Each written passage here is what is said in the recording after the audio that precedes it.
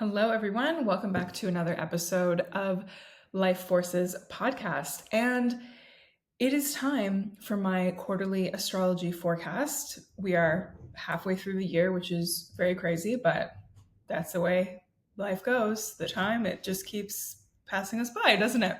So for this one, I am doing things a little bit differently because I had one of my classic something needs to change, feeling the tension and frustration retrospective moment.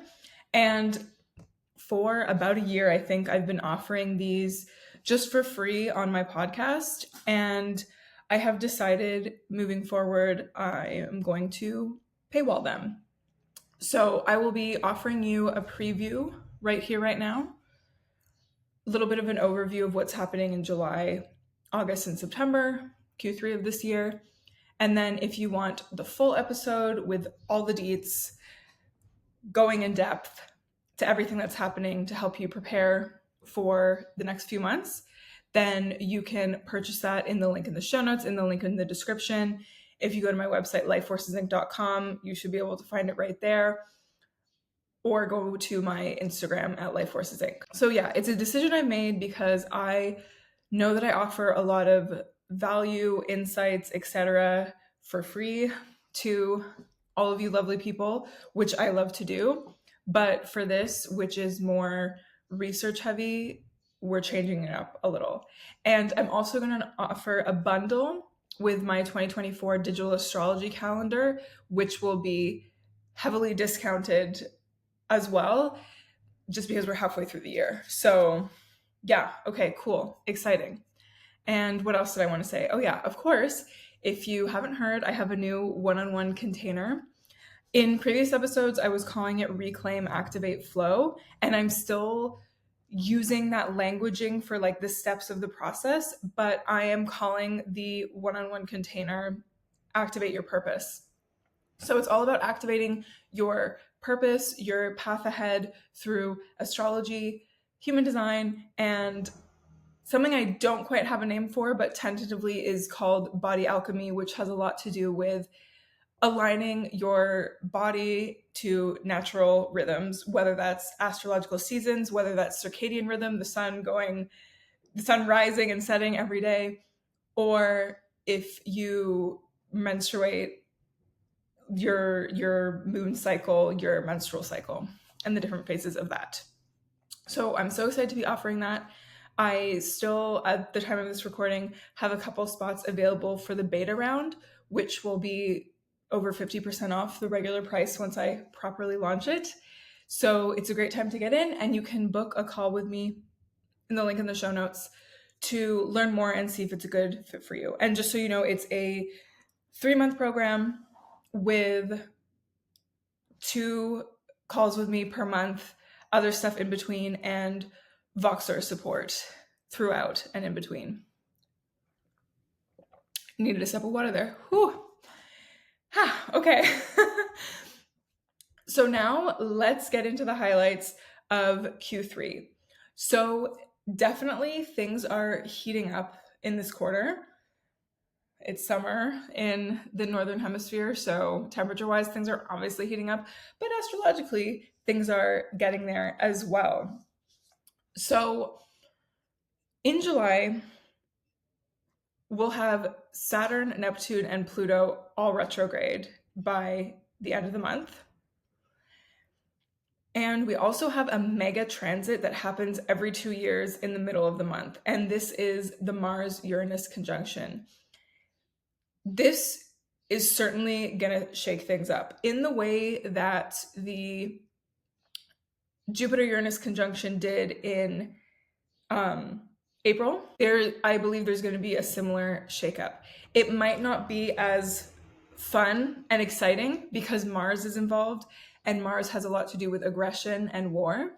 And given certain ongoing conflicts in the world, in my opinion, this doesn't bode well for things necessarily getting better before then. So let's see what happens. I'm going to go into depth with this on the full episode, of course, the full video. And also in July, we're going to get into Mercury Retrograde shadow, which is the approximately 2-week period before Mercury retrograde starts. We're going to have Mercury retrograde in the signs of Virgo and Leo in August. So that's something to look forward to.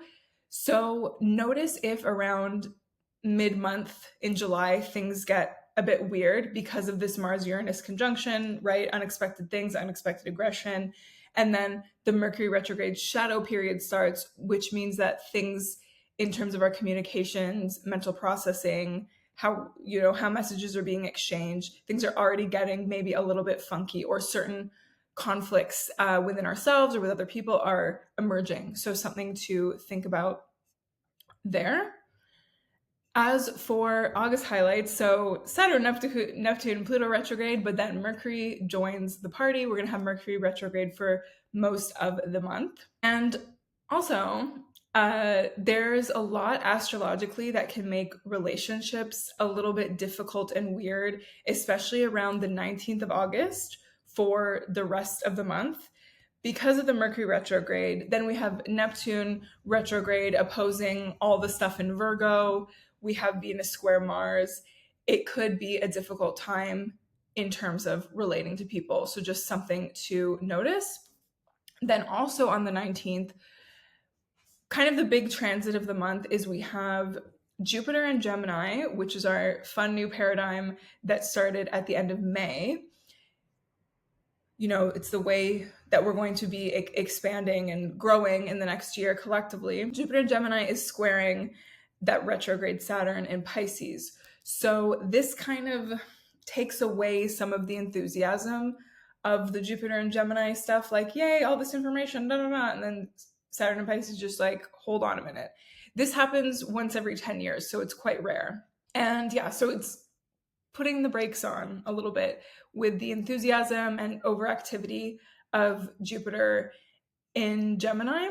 And yeah, remember that Saturn in Pisces specifically is dealing with structure and boundaries with all things Piscean. So this can be like spirituality, religion, ways we check out or escape life, drugs, for example, but also transcendence, creativity, the realm of dreams, things that are unseen. So that's something to note.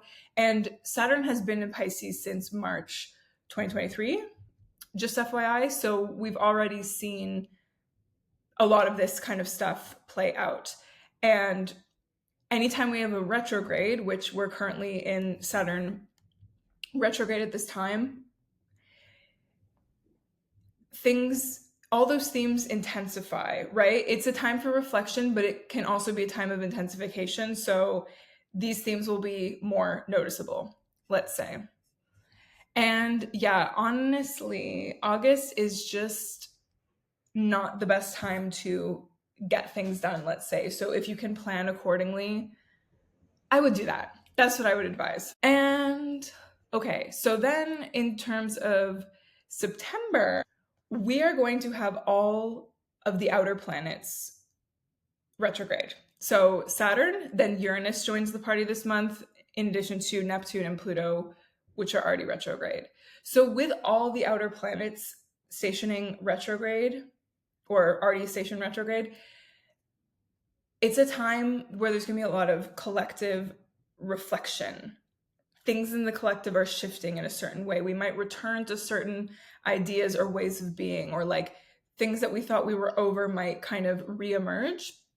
And it's interesting because in September, Pluto, which has been retrograde already, dips back into Capricorn, right? Like this year, Pluto really made its debut in Aquarius, but because of retrograde, it's dipping back into Capricorn until November. And this is the very last time it's going to be in the sign of Capricorn for 20 years. So I think we're going to see the last gasp of all that Pluto and Capricorn stuff. So the deep transformation and uncovering of big institutions, of structures, of governance, right? And there might be more like secrets revealed, let's say, right? That's a big Pluto theme. Taboo stuff coming up from the surface, especially when it comes to people being in power. So let's see. And then something very interesting happens, which is that we have eclipse season beginning near the end of September. And what's even more fascinating is we have a lunar eclipse in Pisces, which is giving us a preview of the nodal shift where Pisces is going to be our north node. So the north node moves from Aries to Pisces, and then the south node moves from Libra to Virgo. So we're going to get a little glimpse of what the eclipses in 2025 and 2026 are going to be about, what collective shifts we need to make, what we're moving towards. Going to be very, very interesting. And then eclipse season will finish up in October. So that is all I have. Just to kind of go back. So in July, we're going to be moving through Cancer season into Leo season. In August, we're going to be moving from Leo season to Virgo season. Then in September, from Virgo season to Libra season. And another interesting thing about the eclipses is, similar to the eclipses we had earlier this year, the eclipses are also going to kind of bookend the equinox. So, equinoxes and solstices have very potent energy, so do eclipses. So I'm curious to see what's going to shift around those dates. All right, so this is the end of the preview of the next few months. If you want to know what's going down, specifically detailed, couldn't ask for more, really. Get the scoop on all the new and full moons, see when Mercury is changing signs, learn more about Mercury Retrograde, etc. You can purchase the full video. So you'll get the full video, full audio. You can bundle that in with the 2024 digital calendar if you don't have it already, so you can sync up your life with this stuff. And if you've already purchased the calendar, you'll get a discount on this Q3 2024 astrology forecast.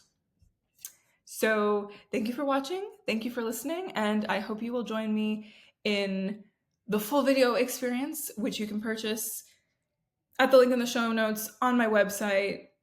Yes. Thank you so much. Love you. See ya.